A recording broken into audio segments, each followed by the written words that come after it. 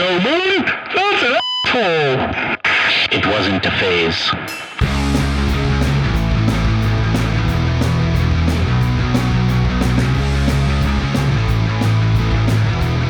Hello everybody, welcome back to the Senior Citizen Podcast, and we are here today with Vodiak. How you guys doing? Great. Good. How are you? I'm good. I've been better, probably dying, but slowly.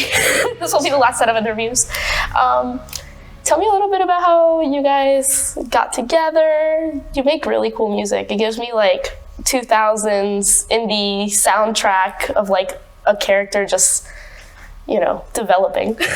Wallowing. Well, Ruben and I met, I want to say like a year ago-ish, like for real. Mm-hmm. That's true. Because we met in New York. Oh. But like fake. Like a friend of ours and Ruben were living together. Mm-hmm. And I crashed at their apartment. And Ruben and I just kind of looked at each other and like waved, but didn't say anything. Right. And then years later, Ruben came over to my house, like a year ago. And then we instantly bonded because we both really like Radiohead. We were just talking about Radiohead. And it just started turning into us sharing songs with each other and like immediately gaining trust from one another that we kind of had the same, I guess, like approaches to music. It's a lot of the same interests. Right. Stuff. Did you guys feel like you knew each other before? It was that vibe?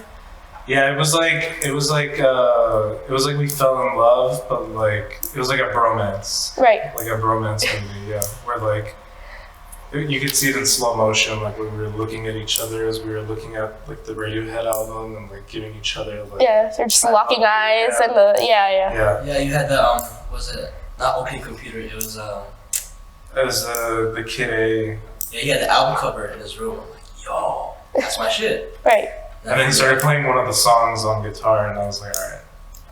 I think Radiohead fans are just really nice because I'll see people with a shirt of like a band that I like out in the wild. They'll be like, oh my God, I love your shirt. And it's like, thanks. Just walk away.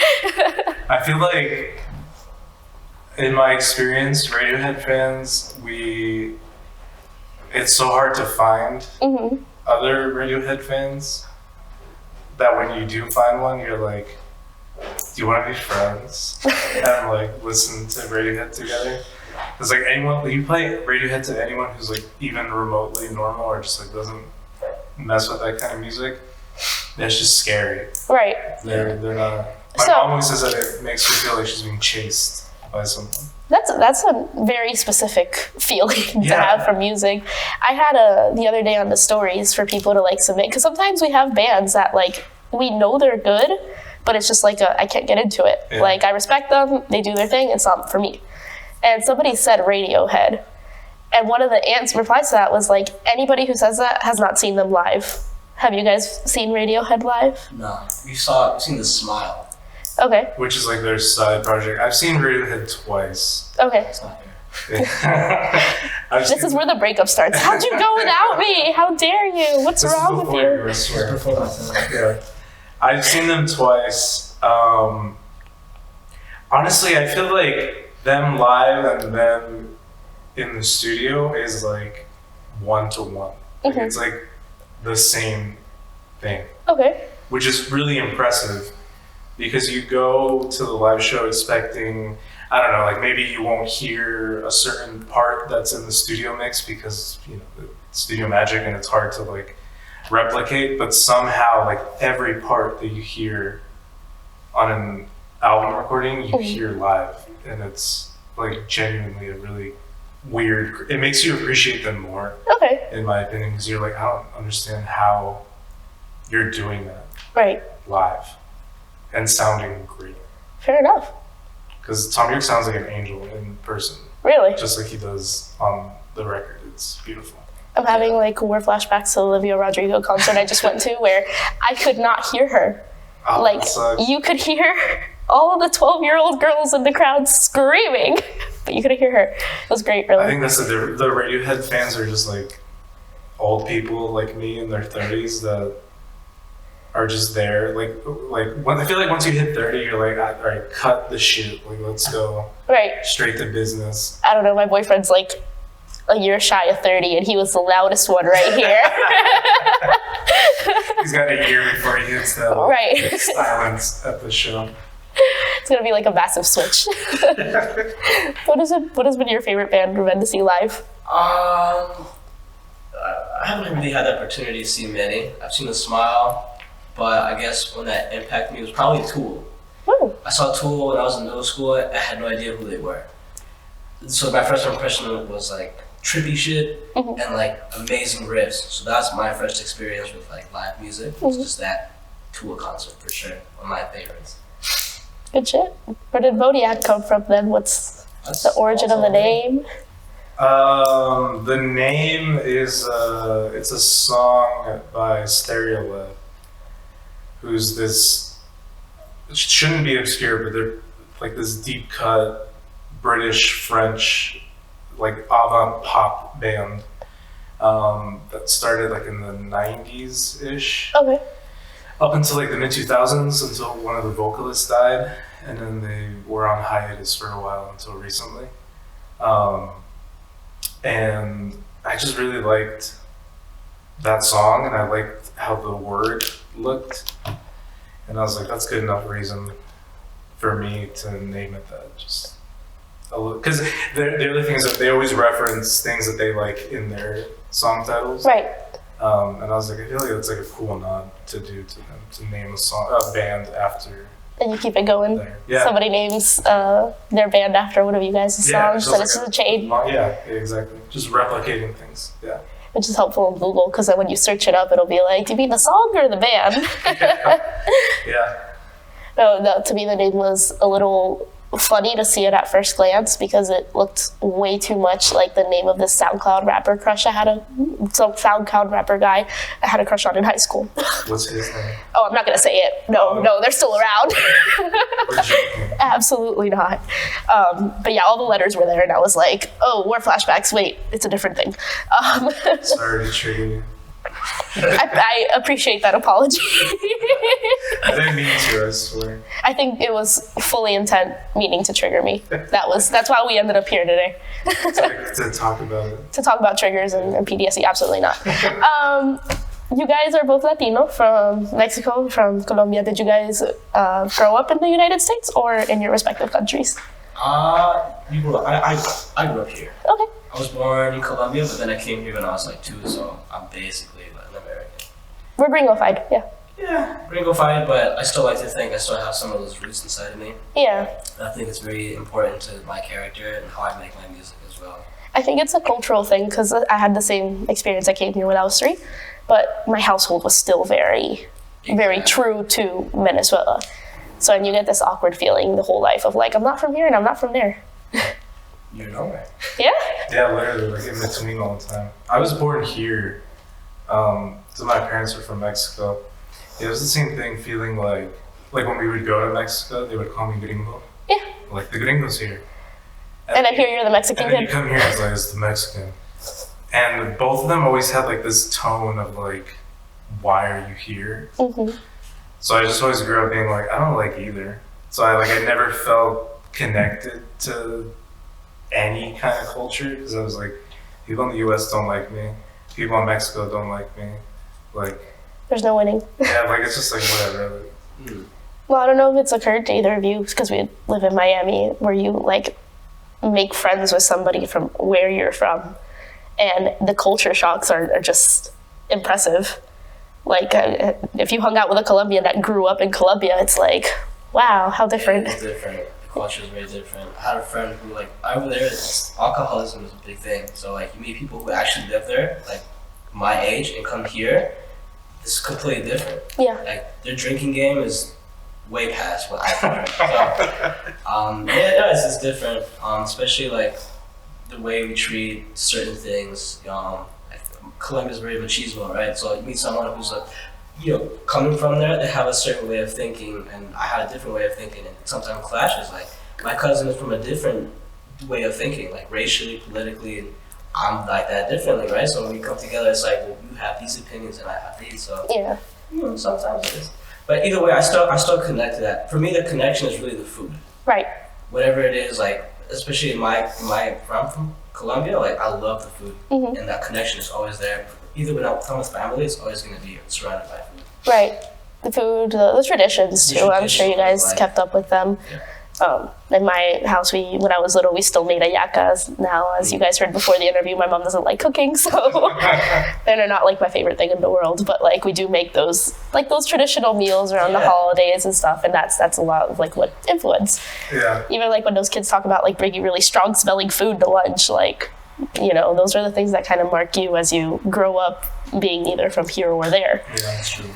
I'm sure you kept up with your traditions too. Not really? Like my family does do really like Mexican stuff that my mom grew up doing. Like my dad never really had much of a connection with his family, so it was always through my mom. But my mom is like interesting in that she's always been like super adaptive to her environment. And so when me and my brothers would be like, we don't want to do this like super Mexican thing, she'd be like, okay, what do you guys want to do? And we'd say we want to do this, and she'd be like, okay, let's do that. Because the thing that was weird about being Mexican in South Florida is like you don't really meet Mexicans that much. Like I was the only one that I knew. Like I didn't know any Mexican kids. I knew kids from like all over South America and from the Caribbean and stuff. So like I would take like different things from all these other cultures, and I'd be like, I want to do this because this seems really cool that they're doing over there. And then my mom would be like, all right, cool, let's do it. And so our household ended up like mixing all these other traditions, and it made me like see that there's so much else in the world that I wasn't experiencing that I wanted to experience. So I was like, dude, I've had tacos a million times. I'm good. Like no tacos, bro. No thanks. Like I want to go try like stuff that like my family never had. Like I wanted Indian food. Like I wanted food from like Greece. Like I wanted to try stuff from other places. Yeah. And so me like barreling in that direction, like I just dragged my family, and they're like, oh no, you're kind of right. Like, there's a bunch of like cool stuff. Oh, that's the beauty of South Florida. Everywhere like else, you have so many options culinary wise. I have like this one Indian restaurant. I will give it to you if you need suggestions. Yes. But yeah, we all feel that tie to like the food a lot of the time. I tried that. My parents did not buy that. Really? Nah, I was like, let's go eat some Japanese food. It's like, no, I don't want sushi. Oh no, my mom's my number one in all that. We have this joke called, you say sushi, no, sushi charon. It's fine. I look Colombian food too. Yeah, no, it's a win-win. All food is good food. Yeah, that's true. But did you guys feel a tie to the music in any way? Not in the beginning, for me at least. Not until recently, I really started to get into like my culture and the music from there, like vallenato and all those kind of things. I really started to like it, but when I first started to get into music, it was just, I was very closed-minded. I only wanted to listen to Metallica, Megadeth, and Slayer, and Anthrax. And then after I got to high school, I became a huge jazz head. So like, I only want to listen to Miles, I only want to listen to John Coltrane. And so I was very boxed in, but up until recently, I started to really branch out and to really experiment with these different kind of sounds. Right. Which sometimes it goes into my music, sometimes it doesn't, but I hope someone can see it at some point. Right. I feel like I'm the same way. Yeah. When I was really young, it's like I'm talking like 6 years old young, I was like, I'm only listening to the Backstreet Boys. Everything else, no thanks. And then it became like my first concert. That is the last thing I expected you to admit. I love the Backstreet Boys. And then it just turned into like other styles of music. Like it was similar to Ruben's actually, where like first it was like really intense metal stuff. And then we both went to the same high school, but we didn't know each other in high school. That's wild. We were, like, separate years. Like I graduated 3 or 4 years before him. And in high school is when I got really into jazz, and I was like, I'm only listening to jazz, same as Ruben. Shout out to Dillard High School. Shout out to Dillard High School. Oh, yeah. And that's artsy-fartsy high school. Yeah. And then right after high school is when I started branching out to other stuff, and I got really into like Mexican like boleros and stuff, like with trios. And then I started liking other stuff, but I felt like I never let any of that influence me too much. Like I was always scared of sounding like what I was listening to. Mm-hmm. That's something that I was always really afraid of. So if I started making something that sounded too much like whatever artist or band or whatever, I would just stop. Right. I'm scared. I don't want to do that. And I mean, this is a relatively new project for you guys, but have you guys been in local bands before? Have you? I guess you could say that. Tell me about that. Ruben gigs a lot. That's what he won't say. Ruben has a lot of experience playing all types of music, to be honest. Okay. I did a tribute to ABBA. Oh, I love that. So it's like, I like to do different things. So. Dude, out at Fest in Gainesville, the ABBA tribute was one of the most packed shows I've ever seen in my life. Like, people were jumping and the crowd was bouncing. Yeah, fuck with ABBA, bro. It was so good. I was sleeping on ABBA, on your Dancing Queen, and I told him like these 15 songs. I'm like, yo, I'm into ABBA now. No, that whole, Into ABBA. I think that whole soundtrack, and that's what like we would listen to on my first trip to Disney, just over and over and over the CD. So slightly traumatized. Thank you for bringing up more of my PTSD. No, but ABBA slaps for sure. No, I never played with anyone. I was always like a studio like hermit. Mm-hmm. I'd just be by myself, writing as much as I could and recording as much as I could, and trying to get better and better at doing that. And it wasn't until this project that I was like, okay, maybe I need to like go outside and like be around people and communicate with people and show them what I've been doing, which has been like weird and difficult, but it's like, okay, well, I kind of have to do it. Right. Otherwise I'm gonna be in the studio forever, which I wouldn't mind, but it's good to branch out, I think, sometimes. Was there something specific that triggered that, or was it just like I probably have to do this? Well, I think it was like the first time that I was like really happy with what I had made. Okay. Like, it was the first time that I would listen to the music and I could listen to it without critiquing it. Okay. Without being like, oh, I could have done this better, or this is okay. It was just a feeling of like, I could just listen to my songs the way I listen to other people's songs, which was a really weird and different experience. And honestly, a big part of that was also like trusting Ruben and being like, I had a conversation with him where I was like, listen, I need you to tell me straight up, is this music good or is it bad? Like objectively, like, because I trust your opinion. Is this trash or is it good? Right. And he was like, no, I actually do like it. It's really good. And I was like, okay, like that's it. That's all I needed to hear. Now I'm going to like get behind it 100% and do what I need to do to like play it in front of people and like try to put it out. Because if he would have told me like, nah, it could be better, I'd be like, all right, then I'm just right. Because I went to school for photography, so like I'm just gonna go do that. Then. Like if I'm not good at this, like I'll just do that. I'm 30. I don't need to be like wasting people's time. Like just do the thing that I'm actually good at. So it was a big part of that was that conversation, being like, okay. And that shows the importance of having such a good friend along you in a project, because I appreciate when my friends tell me when things are trash, straight up. Yeah, I've always been that friend for people. Like, and Ruben will tell you, like, he'll ask me about a song, and I'll be like, this part is too long, this part is not good, like, this song ain't gonna cut it. Like, I've never been afraid to do that, but like, you never know with your own stuff because you're so close to it, you're so attached that it's hard to know. And then the other thing that's weird is like when you put things out and then like people aren't listening to it, or if they do listen to it but there's no reaction or no one's telling you anything, you don't know how people are feeling, and then that imposter syndrome like kicks in really fast of like, man, I'm terrible, everyone hates me, like my parents hate me too, like they wish that they like didn't have me, like all these like negative things start to like, it's an avalanche. Yeah, at least me anyway. I hope like if it doesn't happen to other people, then I'm happy for them. For me, it's just like an avalanche of, like you said, of just negativity that happens immediately. Yeah, I mean, for me, it's like I started to do with social media, and I've been on like a fast. I realized that I don't need this, and after I did that, a lot of that negativity kind of just stopped. Right. So I feel like a lot of it has to do with just like our culture and how we've evolved with technology, and I think it's very bad. I think it's toxic. It's damaging to our mental health, and I think it needs to be changed in some kind of way. But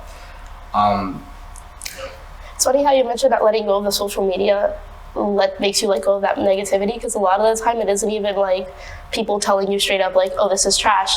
It's more of the absence of a response that you're like, why isn't this attracting people? Why isn't this blowing up? And it is an uphill battle with whatever project you're creating on social media, because this has been an uphill battle since day one. And it's an incredibly niche subject for people to sit down and say, hey, I want a podcast of people talking to artists in the local scene in South Florida, So I think it's good to step away sometimes and just, take your breather and let it sit and let it work its magic. Cause like now it's part of the business. Unfortunately, You have to do it to the point where like now I'm thinking about getting someone to do it for me, because I just don't really feel like getting into that. I feel like it really fucks with me in the wrong kind of way. But I mean, if I have to, I have to. But I really don't like it. That's not the fun part of it. The fun part is making the music. Right. I have to congratulate you guys. The EP flies. It's music, and I mean, again, on the topic of, it's not something that I would necessarily reach to, because it's just not, I don't listen to Radiohead. But it's music that makes you feel something. And I think that's what I liked about it. Like, it's a vibe, if that's the best way to put it. Where did this EP come from? Like, what was the magic behind it, so to speak? Well, I started working on the music like around the pandemic time. It was like that. Like the pandemic was rough for everyone, I'm aware.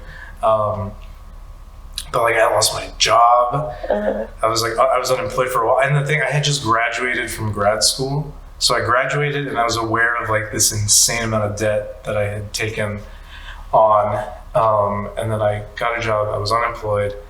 The girl that I was dating and I broke up, and it was just like a catastrophe of events, and everyone was dying, and it was just like horrible. Life boxes. And so I didn't want to go outside to take pictures. I needed a break from that, because if anyone's watching and wants to go to art school, don't do it. It's awful. It's toxic. Everyone sucks, and it's worth too much. College sucks, guys. I'm a huge advocate for skipping college if you want to. Yeah, don't go. Like, if it's not for you, it's not for you. Yeah, absolutely. As someone who also graduated from grad school, if it's not for you, don't fucking do it. Yeah, I mean, I don't regret it fully, because I learned a lot of cool stuff and I met a lot of cool people, but like that, it took a big toll on me, and it made me hate photography, where I haven't taken pictures in like 4 or 5 years as a result. Anyways, that happened, and I started writing a lot and recording all the music, and it took, I think, from then until like maybe like October of last year for me to get to a place with the music where I actually liked it. And then once I had Ruben and our other friend Jake that plays with us, that I felt like I had people that I could trust to play the music live, that I was like, okay, it's time to like turn this into like a formalized project and put it out. And I think like a big thing for me with like the music itself was like, I wanted people to feel anxious listening to it. Like I wanted to trigger that feeling of things that my mom, I love that she said that the music made her feel like someone was chasing her. That's the best workout music. You're on the treadmill. When I first showed her one of the songs, that's what she said. She's like, what's that band you're always listening to? She's like, I feel like someone's behind me. And I was like, you're feeling anxiety. And that's exactly what I wanted you to feel. And my brother said the same thing. He's like, yeah, I'm feeling like hella anxious. This music is for people who don't feel anxiety. Or who do and like want to, I have anxiety all the time, and I was like, why not just turn, like, that's my reality. Yeah. They're going to use it for clinical trials now on like anxiety medication. Like they start playing it. Yeah, right? Start playing it. Do you feel anxious? Yes, now take this pill. Is the pill working or not? That's how you know, as you listen to it with that. Yeah, that's kind of what sparked all of it. Was wanting to freak people out a little bit. I'm glad that you took the step to walk out of the studio and start producing this, putting it out there, because I think there's just something so relieving about like getting your art out there, even if social media is trash. But the show's about nostalgia, and I wanted to jump back to when you guys were growing up. I've heard a lot of Metallica. I think you guys are a little bit older than me. Did you go through like a scene, emo phase, anything of the sort? I was into Aspen Alexandria a little bit. Okay. Does that count? Yeah. And actually, 2 years ago, I used to work at School of Rock, and they did a show called Paramore and Friends. And that's the first time I had listened to Paramore ever. Are you serious? Yes. And I was like, what, 22? How old are you? 25? You never listened to Paramore before. Like, your parents didn't put on the MTV music videos because, like, My Misery parents- Business is engraved. No. I can see it without seeing it. The only thing my parents put on was salsa. Salsa and Colombian music. You're not about to hear maybe The Wall, but that's about it. Right. But then I heard that for the first time, I'm like, I really like this. Yeah, I no. really love it. And the evolution of Paramore is nuts. Because you hear their first stuff and then you hear what they're doing now, and it's all so good, but it's like just an amazing evolution. I don't think I had that. I don't know. I had like I don't know. I was just like weird always, and I just was weird forever. Like I was saying earlier, it was like the goth, like I was too normal for the goth kids, then I was like too goth for the normal kids, and then I was too straight for the gay kids, and then I was too gay for the straight kids. So I was just like floating in between everywhere, because I'd be like, yeah, I'd like heavy metal and like 9 Inch Nails and stuff, but like I also really like the Backstreet Boys, like, you know, or like I like pop music too, like, and then like I like watching like RuPaul, but I also like watching football, like, and it was like this weird just hovering around different people, and I felt like I could never like fully envelop myself in like a scene, so I was just like a part of all of them every once in a while, drinking from all the cups and having fun with everyone, I guess. It's cool that you were able to, like, you're so strong in your personality that you were able to do that, because I feel like a lot of us as kids, we just really wanted to fit it into that one group and we let everything else go. Like, I had a good part of my life where it's like, I'm not listening to music in Spanish, and now I'm the Latin journalist for music. And it's like, no, I listen to all of this because there's, you know, you can appreciate all types of music and you don't have to be boxed into just one thing or another. But yeah, congrats. Thanks. That's a big accomplishment to drink from all the cups. It was hard. It wasn't fun at the time. I'm glad that I did it now, because it means that I'm still able to do it. But at the time, I really wanted to like fit in. Like I wanted to feel like I had like one solid friend group instead of like half friends in all these other groups. Yeah. But I couldn't. I don't know. I feel like when I was really young, I really bought into like the be yourself, you could be anything you want thing that they tell you. Yeah. Like I really bought into it. And then I realized that no one was doing that. Right. but I was like, I bought into it already. I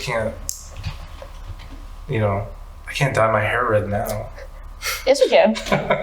It's on trend. I don't mean now, like then at the time, Yeah. like I was like, oh, it's too late already. I very much encircled myself in that. I'm not going to listen to anything else, and it's miserable in there, let me tell you.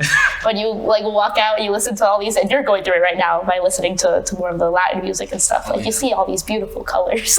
Yeah, I bet. Like I can't imagine being like in your 20s or older and being like, no, I've never listened to Prince. Like, what's wrong with that's so you, childish bro? too.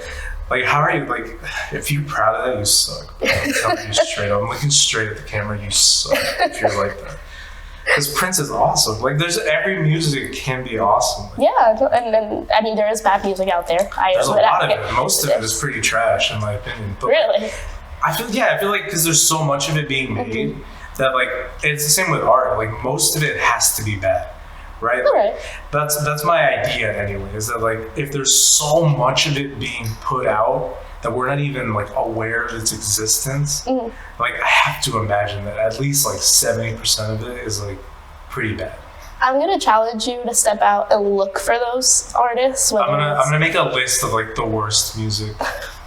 No, and I'm saying it in a way that, like, to me, just straight up bad music is something that I cannot take anything away from. Like, the track sucks, the vocal sucks, the lyrics suck, like... The production, just everything. Yeah. Everything's just trash. And there's very, like, a small handful of bands that I'm like, yeah, this is trash. Because whether, you know, it might not be my cup of tea or it might not be, like, amazing all the way, but everything has some sort of redeeming qualities. But yeah. So no legit emo phase. It was just a slight Asking Alexandria, which was kind of really cool. Like, when I was a kid, I was like, damn, I want to be into them more. Like, but I was cringe. 2 songs that I was into. Which friends of mine, I don't even remember. 2 songs, a couple friends of mine were really into them. I was like, The Final Episode had to be one of them. Yep. That music video with the rain. Yep. That's that one. I can't remember anything else in particular. I went to Mayhem Fest when I was in middle school. Oh. So, you know, I saw a lot of those bands. Like, is Whitechapel one? I don't know. Whitechapel's still cool. Like, none of those things are cringe. No, I mean, I don't know if they're seen or not. I just don't know. I know my friends were into that. I mean, Whitechapel's metal. I had a metal show in high school, and I would play a lot of Whitechapel. Yeah. Yeah, but I guess Pierce the Veil, Asking Alexandria. Yeah. A couple songs here and there that I'll get into, but, like, I wasn't really heavy. My thing was Metallica. Okay. Like, middle school, you'd never catch me listening to anything else if it wasn't, like, you know, Welcome Home Sanitarium, Enter Sandman, or whatever the fuck, you know. Enter Sandman was one of those songs that was just on one of those games. I don't remember if it was Rock Band or Guitar Hero, whichever one of it was on. And that's kind of like my foot into the cool rock, which now it's like boomer dad rock, no matter what. It's crazy how fast it turns into boomer dad rock. Yep. It's so sad. I'm always wondering, like, I'm on the verge of being the boomer dad. I'm so scared of that. No, my oldest brother is very much stuck in the 80s when it comes to metal and all his music tastes and stuff. He has huge Guns N' Roses and et cetera, et cetera. And one day I get in the car and this man is listening to just Harry Styles. And I was like, are you okay? Are you going through something? And he's like, this is so good. And I'm like, I'm proud of you for branching out, but I'm concerned at the same time. All right, guys. We have a relationship advice post that, let's see. Are you guys in relationships now? Yes. All right. Yes and no. I'm out here. Help me. Oh, you're trying to advertise yourself? Yeah, I'm trying to advertise. This isn't Tinder.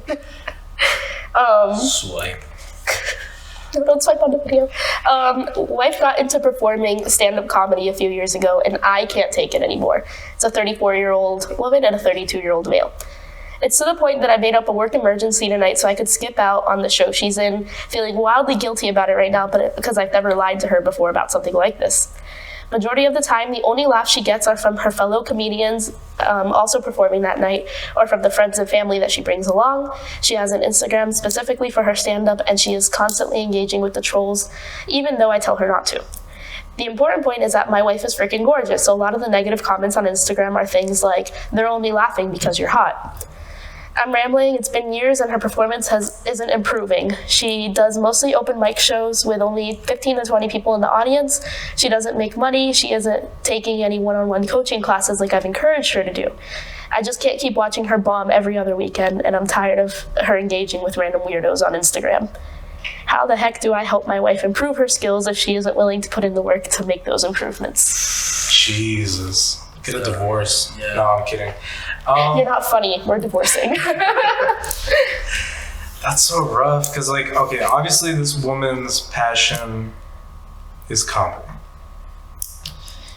She doesn't seem to be good at it, but doesn't want to get better, or at least doesn't want to take the steps to get better.